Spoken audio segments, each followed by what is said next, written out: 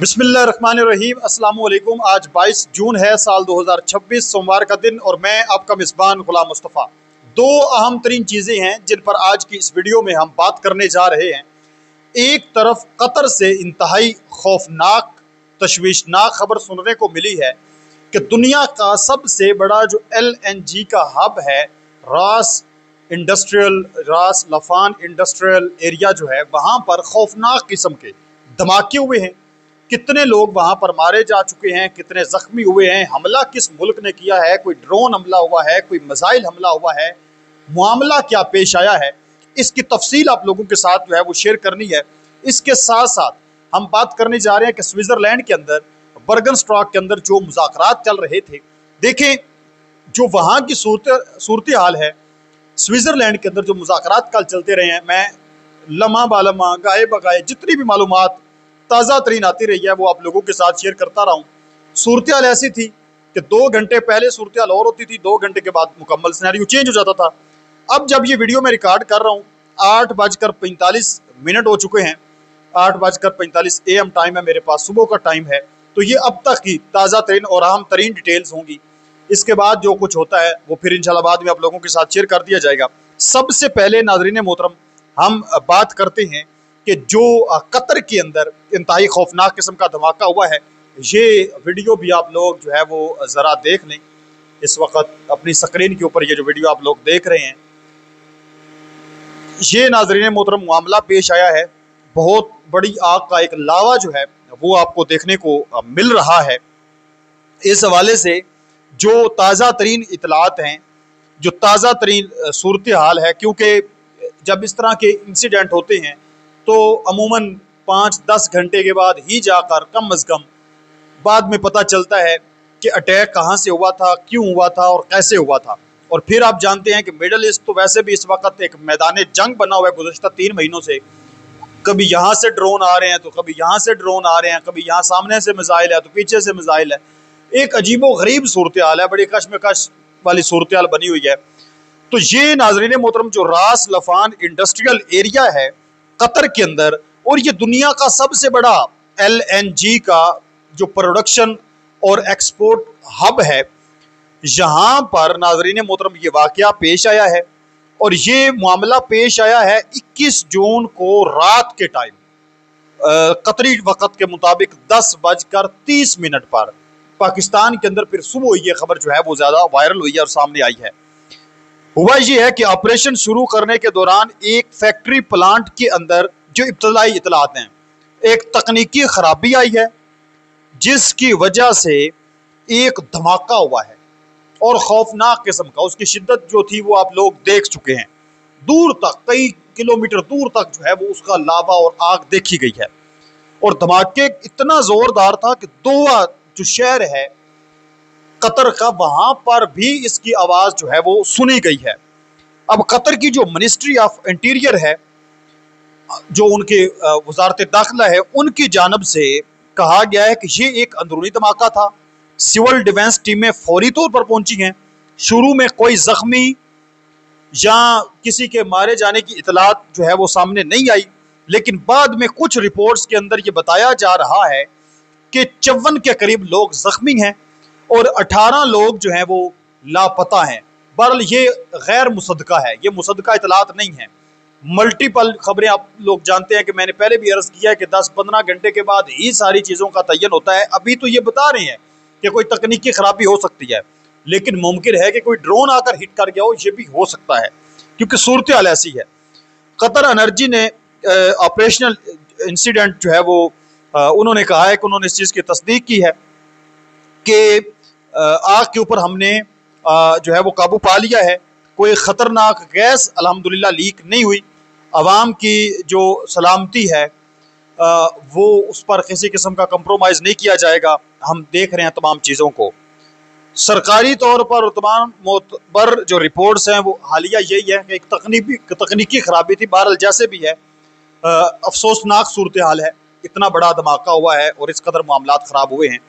लाजमी नहीं है कि ऊपर से कोई ड्रोन अटैक हुआ हो, दुश्मन आपके घर के अंदर भी हो सकता है बैठा हुआ।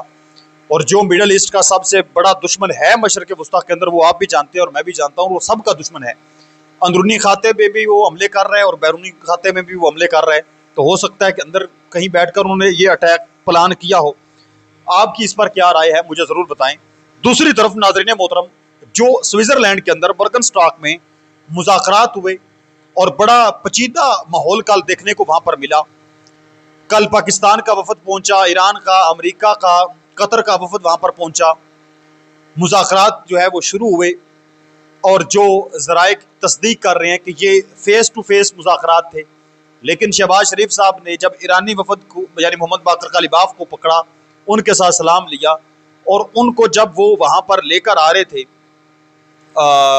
जो अमेरिका के जेडी वैंस हैं उनके साथ वो मुलाकात कर लें, हाथ मिला लें, लेकिन बाकर कालिबाफ और जो अब्बास सिरागची थे, उन्होंने कहा कि हम जो है वो उनके साथ सलाम लेना नहीं चाहते, अमरीकी जो वफद है उसके साथ।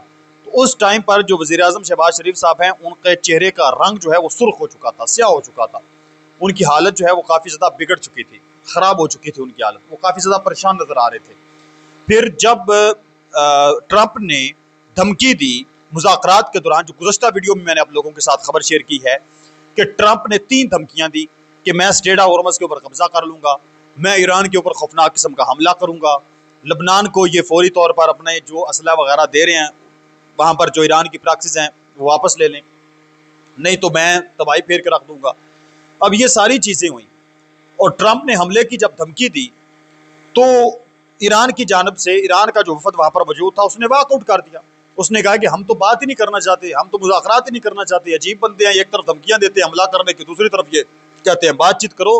तो ये चीज़ नहीं हो सकती कि एक तरफ आप बंदे को कहें कि मैंने तुम्हें जान से मार देना, दूसरी तरफ आप उसको बाजी से पकड़ कर खींचे कि नहीं मेरे साथ बैठ के बातचीत कर।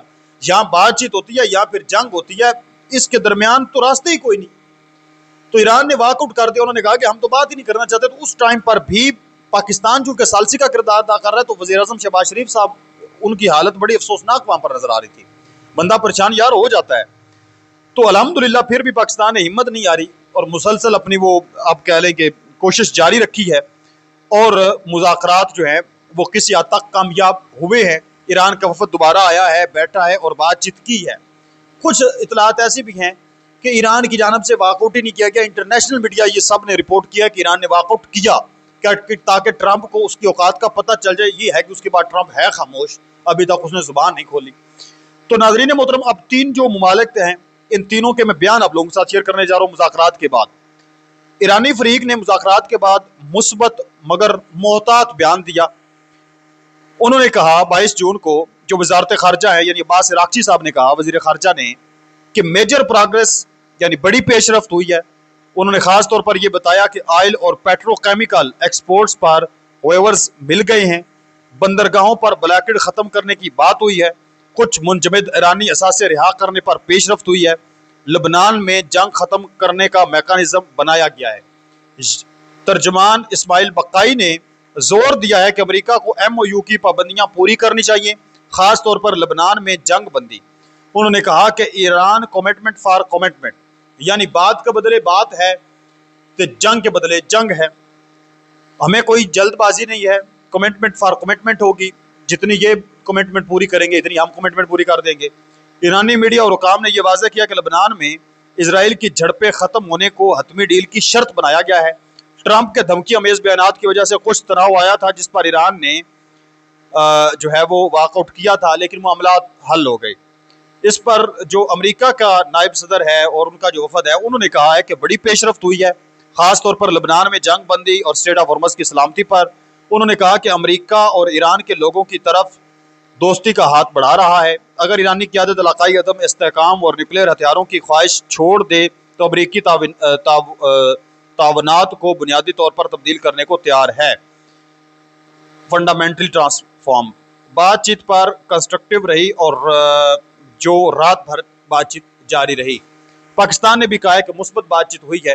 अब मुश्तरका जो एलामिया जारी हुआ है, यानी 60 दिन के अंदर अंदर स्ट्रेट ऑफ हॉर्मुज़ को ओपन करना, क्योंकि वो बंद हो चुकी है, उसका वहाँ पर तमाम चीज़ें क्लियर करना, बारूदी सुरंगें हटाना, इसके साथ साथ लबनान का जो मुहाज है वहाँ पर जंग को रोकना, ईरान के ऊपर लगी हुई पाबंदियाँ ख़त्म करना, मुंजमद असासों को वापस लाना, जोहरी जो मवाद है उस चीज़ को लेकर अब 60 दिनों के अंदर अंदर बातचीत होगी।